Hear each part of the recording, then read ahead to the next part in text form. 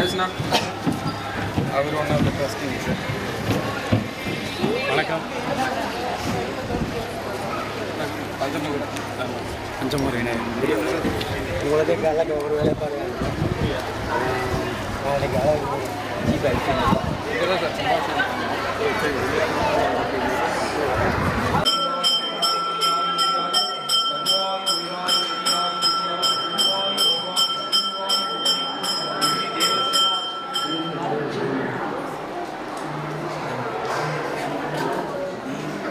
Siung